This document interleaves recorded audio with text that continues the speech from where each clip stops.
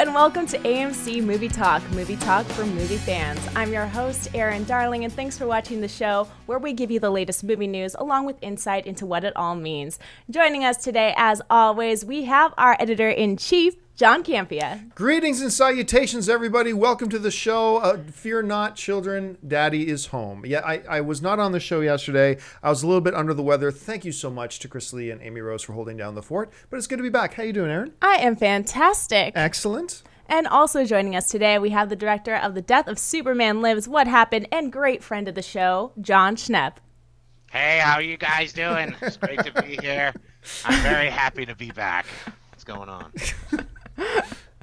Good to see you, John. All right, well, let's jump right into some of our main topics. So as many of you know, the Terminator is heading back to the big screen in the first part of a brand new standalone trilogy. We've already known that Avatar and Shutter Island screenwriter Lida Kalogridis is one of the writers developing the script, and now it appears we may have our director. According to Variety, Game of Thrones and Thor: The Dark World director Alan Taylor may be helming the film.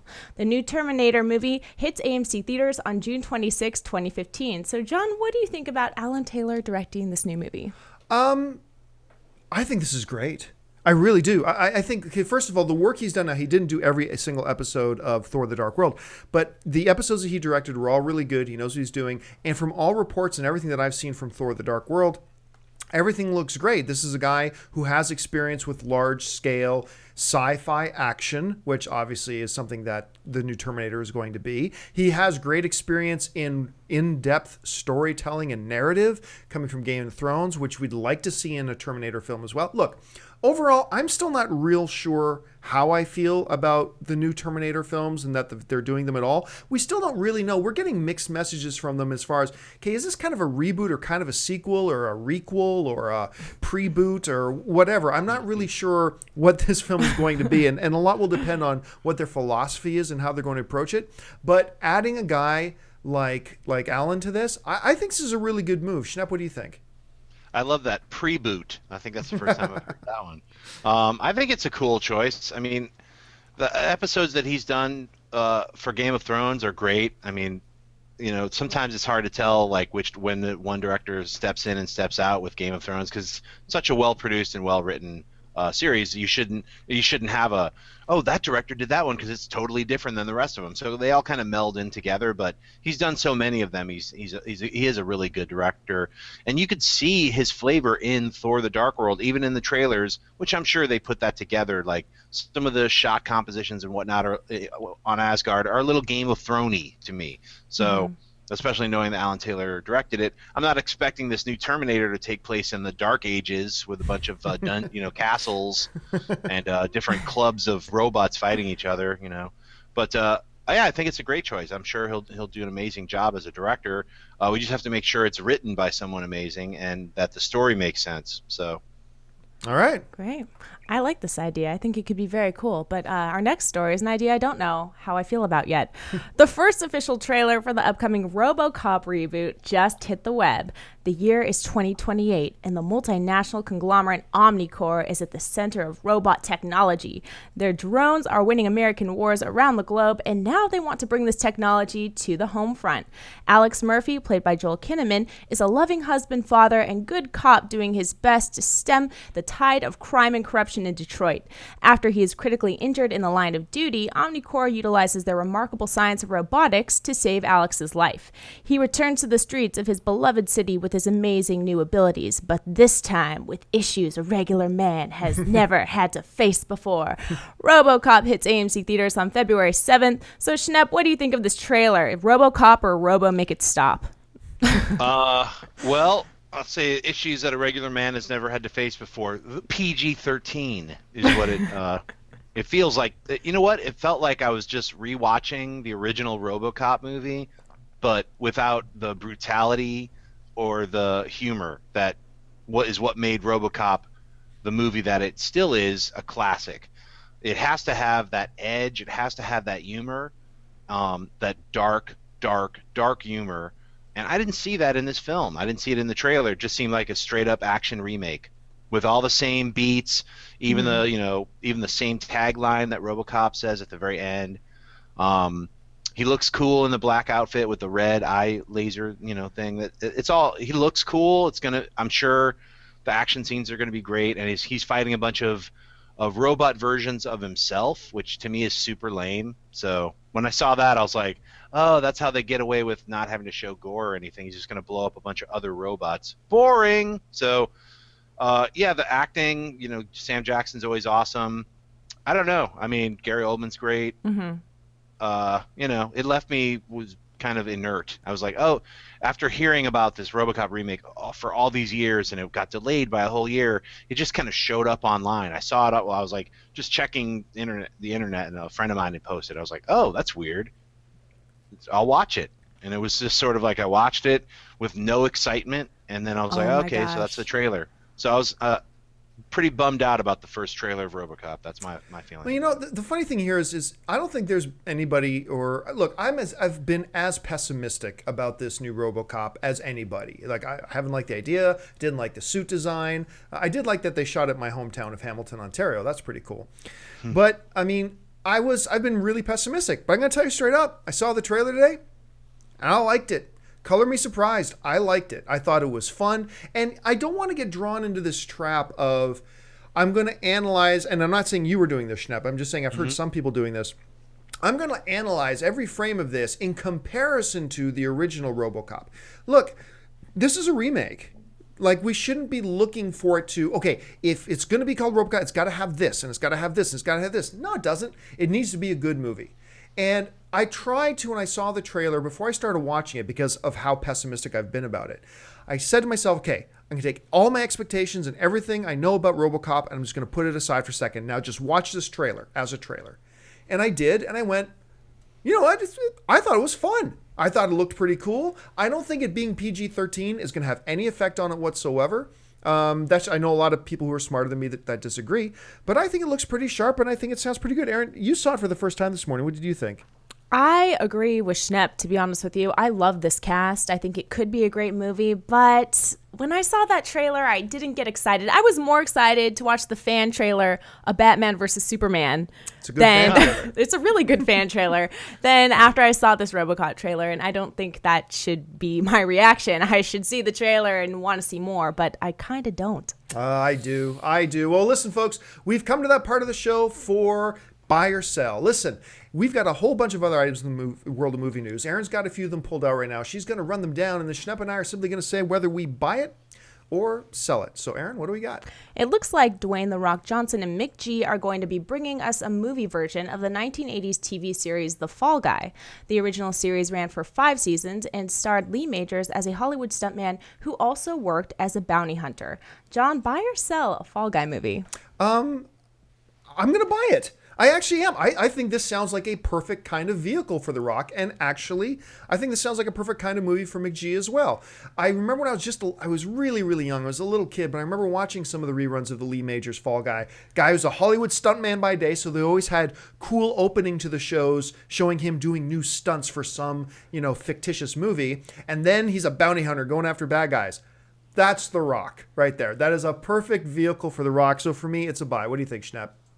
Total buy. I watched that show when I was a kid religiously. I loved The Fall Guy, and had not even thought about The Fall Guy at all until I saw that The Rock is going to be The Fall Guy. I was like, that is so perfect for him. I can't wait to see it. I think that's the best casting and the best reboot, pre-make, whatever you want to call it, new thing around.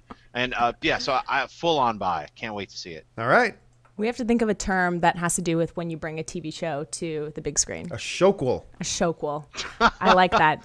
In a recent interview, director Roland Emmerich revealed he's in the planning stages of bringing Stargate back to the big screen. In the interview, Emmerich explained, "We went to MGM, who has the rights, and proposed it to them to do a sequel, but as a reboot. And reboot it as a movie and then do 3 parts. Pretty soon, we'll have to look for a writer and start." So, Schnepp, buy or sell the return of Stargate? Well, I'd rather see 5 more ID4s or whatever. You know what? I mean, it's kind of weird though, because Stargate has such a fan following now that it's probably going to be that same kind of Star Trek thing where people are going to be irritated that the Roland Emmerich's not going to be following any of the television Stargate. It's going to be a brand new Stargate. Honestly, I'm fine with, I'll wait and see, in 4 or 5 years, whenever they come out with this new Stargate movie, I can wait and see if it's fun or not. But I'll sell it for right now. I'm going to buy it for now because, first of all, I don't know what he means when he says we want to do a sequel as a reboot. Those are kind of mutually exclusive terms there, Roland. I don't know if you realize that. So what direction they're going to go with this, I have no idea. I've always loved the mythology behind Stargate, like this, that we find these amazingly advanced pieces of technology from these old civilizations, alien races that came here, allow us to go throughout the universe, and it really opened up the thing. And I think there were like 4 television shows. So we had Stargates, we had Stargate SG-1, we had Stargate Atlantis, we had Stargate, the one where it's like Battlestar Galactica, the most recent one. The Robert Carlyle one. Yeah, exactly. That's the one. And I think there was a 4th. I'm not really sure. But I think it was like a television movie or something with it was Stargate Continuum with a weird kind of arc. I always see the poster for it. Something like that. But at any rate, I love the mythology, and I love that they're going to bring it back. And look, because there's been so many shows and stuff like that, it can get very convoluted at this point. So maybe you do have to do something of a reboot. That might be the right way to go. But yeah, color me excited. I think this sounds pretty cool. Hey, I got It's a sequel and a reboot. It's a C-boot. C-boot. A C-boot. I feel like that could be a clothing item or a reboot of a sequel. A sequel reboot. It stems from television, a telemake. Unquestionably, one of the best comedies of 2012 was the hit movie 21 Jump Street. Reports are coming in that Ice Cube is set to reprise his role as Police Captain Dixon in the upcoming sequel, 22 Jump Street. The rapper turned actor will rejoin Jonah Hill and Channing Tatum. 22 Jump Street hits AMC theaters on June 13th, 2014. So, John, buy or sell Ice Cube returning for another installment of 21 Jump Street? I gotta buy it. Look, I'm not big on Ice Cube in a lot of his on-screen performances. I'm just not. But he was perfect in 21 Jump Street. I'm telling you, I have this conundrum. I'm not sure what I think the best comedy of 2012 was, whether it was 21 Jump Street or whether it was Ted, because I love both of those. But Ice Cube definitely brought the exact seasoning to that movie. Like he owned the screen in 21 Jump Street every time he was on. Leave Korean Jesus alone. I mean, come on. I mean, I've quoted that like 100 times since I've seen that movie. It's great. So I think we would really feel his absence if he wasn't going to be in 22 Jump Street. So I love the idea. For me, this is a buy. What about you, Schnepp? Yeah, buy it 100%. I loved 21 Jump Street, and I will fight you to the death over 21 Jump Street being better than Ted. John, yeah. Heard it here first. We're going to fight it out on the screen, verbally. But yeah, 22 Jump Street, I cannot wait for that movie. They got to bring my home back. Nick Offerman has got to be brought back. Mm-hmm. He's also, don't forget about Nick Offerman is all I'm saying. 22 Jump Street. Yeah, Ice Cube is funny. He's been in some questionable movies, but he's great in this. So I'm all for it. All right. I'm on board as long as we have another rendition of I Got a Crow. That was my favorite scene of that movie. When Ant-Man hits AMC theaters on November 6, 2015, it will mark the 12th Marvel film, none of which have a legit female lead. In a recent interview, Marvel producer Louis D'Esposito addressed the issue, stating the following: "There's obviously a drumbeat that is banging louder and louder that we want a female lead superhero," he said. "We have strong female characters in our films, from Black Widow to Pepper Potts to Peggy Carter, and you never know, maybe there's an offshoot film with one of them, or Captain Marvel, you know." So, Schnepp, buy or sell these comments? I'll buy it. I'd like to see a Captain Marvel movie, but you know what? I thought about even what I think would be even a stronger Marvel movie, She-Hulk. I mean, yeah, you're not the only one to say that, man. Stop doing the other Hulk movies. Do a She-Hulk movie. That could be fantastic and funny and just really out there. So, yeah, I buy it. There should be a Marvel film with a lead female. So I'm going to sell this. And the reason I'm going to sell it is not because we shouldn't have a female-led superhero film. I'm selling it is because it's just lip service. Dude, you're going into the 12th movie. With Ant-Man will be your 12th film at Marvel with the superhero genre, and we haven't seen one since. And you know what? In all the talk about all the upcoming films that we hear about, whether it's Black Panther, maybe Luke Cage, Doctor Strange, whatever, none of them include female leads. Now look, a lot of us will whine and moan and complain about DC, maybe rightfully so. It's like, where's the Wonder Woman movie? Where's the Wonder Woman movie? Well, guess what? DC ain't the only ones that are dragging their asses when it comes to giving us a female superhero lead. Marvel has had all these films, and what have we got? We've got love interests. Yeah. We got Black Widow and the Avenger, who can't do anything except pull a gun. But I mean, so why? And there is a plethora of pretty damn rich female superhero characters in the Marvel Cinematic Universe. But we continue to go on. Male character, male character, male character, male character, male character. And look, I've always said that I completely understand the predicament that studios are in. They do have a lot of unfortunate historical precedents that sometimes a lot of the female-led hero movies and stuff like that haven't done well. But guess what? There are female-led movies that have done well in the action genre at the same time. So it's time to do it. If you're going to come out, don't come out and start talking about, oh yeah, we're looking at doing female hero movies when you got none on the books. So come to us when you actually have something to say. For me, it is a sell. X-23. That's all I'm going to say. Let's get X-23 origins. Moonshadow. Moonshadow, that bald woman who has her own planet now. All right, folks. Well, listen, there are like a whole ton of other items in the world of movie news right now that we just don't have time to go into in depth. But we want to make sure that you're cut up to date. So this is a little segment that we call the News Roundup. There are reports that actor Joel Edgerton has been lined up to take the lead in the upcoming film Shantaram. Shantaram was originally supposed to go into production in 2008, but was sidelined by the Hollywood writers' strike and was originally going to star Johnny Depp. Shantaram is based on the novel and follows an Australian heroin addict who escapes from a maximum security prison and reinvents himself as a doctor, treating the destitute in the slums of Bombay. His drive to procure medicine leads him into counterfeiting, gun running, and smuggling. It looks like Leonardo DiCaprio is set to produce a new incarnation of the H.G. Wells classic sci-fi horror novel, The Island of Dr. Moreau. Anyway, that guy. Anyway, published back in 1896, The Island of Dr. Moreau follows a shipwrecked survivor, Edward Prendick, who winds up on the mysterious Nobles Island. There, Dr. Moreau, a former London psychologist, has taken to experimenting on animals and has created human-like beasts. This will be the 6th film incarnation of the story. The most recent version was back in 1996, which starred Val Kilmer and Marlon Brando. British actress Sophie Cookson has been cast as the female lead in Matthew Vaughn's adaptation of Mark Millar's comic series, The Secret Service. Cookson joins a cast that already includes Taron Egerton, Colin Firth, Michael Caine, and Samuel L. Jackson. The role was originally supposed to go to Harry Potter actress Emma Watson. Director David Fincher's new film Gone Girl is set to go into production and has added some new cast members, including actor-director, are you ready? Tyler Perry. Perry joins a cast which already includes Ben Affleck, Rosamund Pike, and Neil Patrick Harris. According to reports, Perry will play Affleck's character's lawyer. The upcoming film Life, which follows the true-life friendship formed between actor James Dean and photojournalist Dennis Stock, has cast its 2 leading men. According to reports, James Dean will be played by Chronicle and the Amazing Spider-Man 2 star Dane DeHaan, and Stock will be played by Twilight's Robert Pattinson. Production on the film is set to begin in February 2014. The actor Tommy Lee Jones is reportedly set to direct his 3rd feature film, The Cowboys. Now, The Cowboys will be a remake of the original 1972 Western, which starred John Wayne and Bruce Dern, and follows a rancher who is forced to assemble a group of novice ranch hands for a 400-mile cattle drive. And finally, the 4th Transformers film, Transformers Age of Extinction, is set to hit AMC theaters everywhere on June 27, 2014.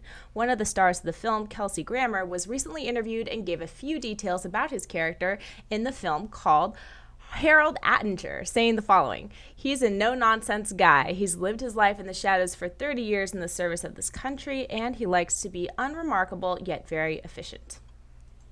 And that will do it for your news roundup. All right, folks, we've come to that part of the show for mailbag. Now, listen, if you've got a topic or a question that you'd like to ask us and address on the show, you can email us anytime at amcmovietalk@gmail.com. Now, Aaron's got one of the messages pulled out right now. So, Aaron, what do we got? Our question comes from Carl Dorwin, who writes, sometimes when we see a theatrical version of a movie, it is PG-13, but when the movie goes to DVD or Blu-ray, we may get the extended rated R version. So I'm curious, rather than releasing the rated R version onto DVD, why not also release the rated R version into theaters so people can have a choice? That way, if we want to take our kids, we can go see the PG-13 version, and if we want to go with our adult friends, we can go see the R version. After all, we do have a choice to go see a movie in 2D or 3D. So would this ever happen? And do you think it will boost the gross of movies since everyone will now have a fair chance to enjoy them? Very interesting question that you raised there, Carl. No, I don't think it would be a good move, and I don't think it's a move that anybody would ever do. Look, I'm kind of a fan of the idea of there is one movie. I don't personally, now this is just me personally, I'm not saying that you shouldn't think the way you do on this, but personally, I don't like the idea of there being different versions of a film. Now, it's one thing for there to be a 2D and a 3D because they're still the same movie. It's still the exact same film. It just changes your viewing experience a little bit. But cutting together a PG-13 version of a film and then cutting together a different version of the film, an R-rated version, and then putting it on theaters, I don't, just generally speaking as a film fan, I don't like that notion that these are essentially two different movies. But the other thing is this. In the United States of America, if you want to go to a movie with your kids, you can still do that to an R-rated film. I mean, it might say something about your poor parenting skills, but if you wanted to take your 12-year-old son to go see an R-rated film, you can. As long as your 12-year-old son is there under the supervision of an adult, in this case you, then you can do that. You just may not actually want to do that. But here's the real main problem. The main problem with the idea of releasing a PG-13 and an R-rated thing is that there are only so many movie screens. So if you wanted to put out 22 Jump Street and have a PG-13 version of it and an R-rated version, there simply may not be the screens for it to go around.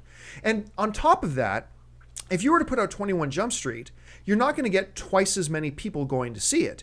You're probably going to get the same amount of, let's say 1 million people are going to go see the film. Or let's, for argument's sake, we'll say 1 million people.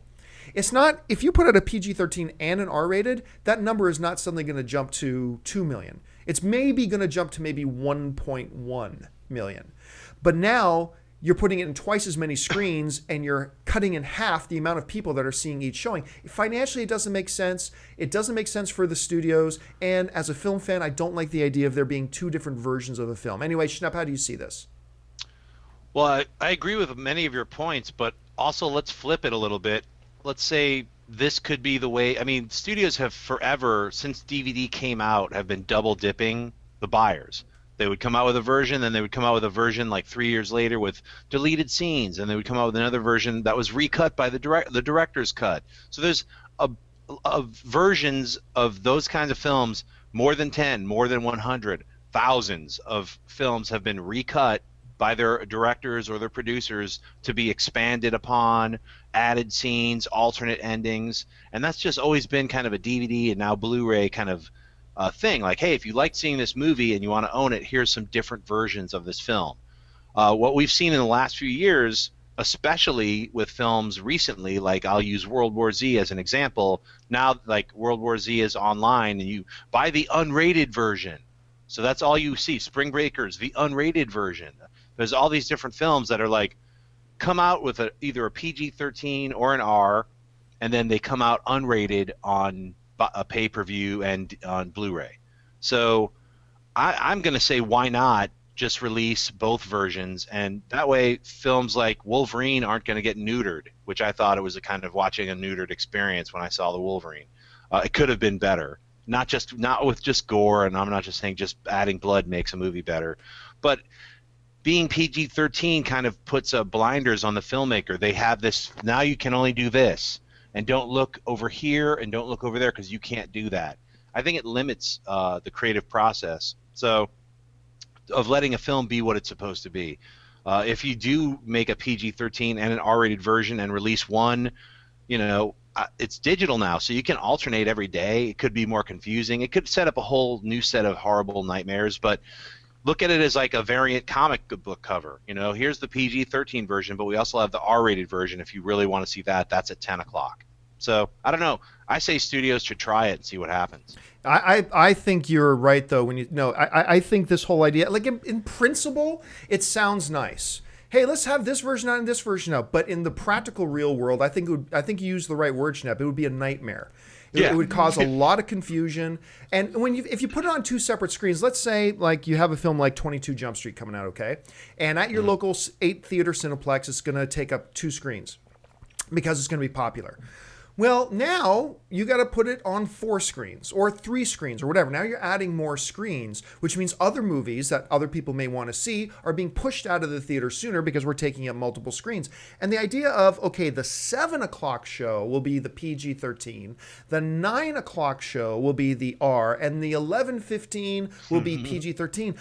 I just think that creates a really impractical nightmare. And once again, it adds to the expense of putting these movies into theaters, and I don't think it's going to add much to the box office total. So I think we're okay with where we are with the whole notion of, hey, if we want different version, have different options, wait till it comes out on home video. And then when it's out on home video, you can buy your theatrical version, or you can buy your uncut version, or you can buy your director's cut version, or you can buy your uncensored version. You can get whatever you want. More power to you, Mr. George Lucas. But I think when you're putting a film out in theater right now, like, I got to say, again, I agree with the sentiment of the idea.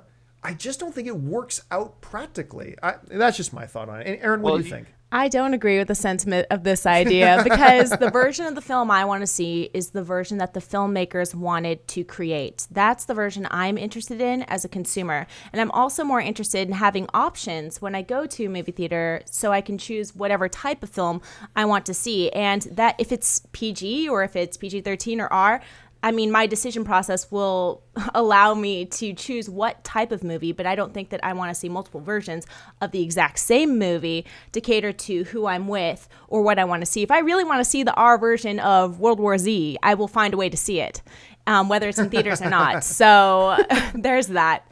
Thanks for the question, though, Carl. Yeah, I mean, it's a really great question because it is a great question. Yeah, it's a great question. It goes into all the derivations of what we just talked about, and it's like, I think studios will eventually try that because, but I think it damages the film going experience. It hurts movies in general, hurts storylines. Like, we'll produce it as a PG movie, then we'll release the hard X version online. It's like, what are we making? It's like, decide. That's the version of the Smurfs that I'm waiting to see, by the way. I'm holding out. I feel like that already exists somewhere. All right, folks, we've reached the end of our time. Thank you so much for joining us. Listen, while I've got you, if you haven't done so already, if you're new to our show, take a second and click on that subscribe button. Become a subscriber to our AMC Movie News YouTube channel. It'll keep you up to date on everything going on in the world of movie news, and of course, our daily AMC Movie Talk show and our weekend AMC Mailbag show. Don't forget to follow us on Twitter, follow us on Facebook. If you want an audio-only version of this episode, look in the description of this video, and you'll find links to our iTunes and our Stitcher Radio. I want to thank, as always, first, our lovely host, Miss Erin Darling. Erin, where can people find you online? I'm on Twitter at Erin A. Darling, Facebook, Erin Darling fan page, and YouTube, Erin Ashley D. Thank you so much for watching, and thanks for having me today, John. Thank you for being had, and of course, the one and the only, the director of the upcoming The Death of Superman Lives, What Happened, whose trailer is online right now, by the way. I'm going to put a link to that in the show notes. You can watch it. It's great. Mr. Jon Schnepp. John, where can people find you online? Just follow me on Twitter, Jon Schnepp, and you can also follow the new Death of Superman Lives, What Happened Facebook page. Look that up, click, like it, and you can follow all the events. Like, I just put the teaser trailer out, so please check it out, and more news will be coming as I get more interviews and keep going with the film. So thank you, folks, so much. Listen, the most important part of our show is not what we have to say. It's what you have to say. Make sure you jump on down to the comments section of this video and leave your thoughts on any or all of the topics that we discussed here today. Agree, disagree. The most fun part about being a film fan is the debate about films. Just make sure to keep it respectful and understand that we've all got our opinions. Anyway, my name's John Campia for AMC Movie News, and until next time, bye-bye.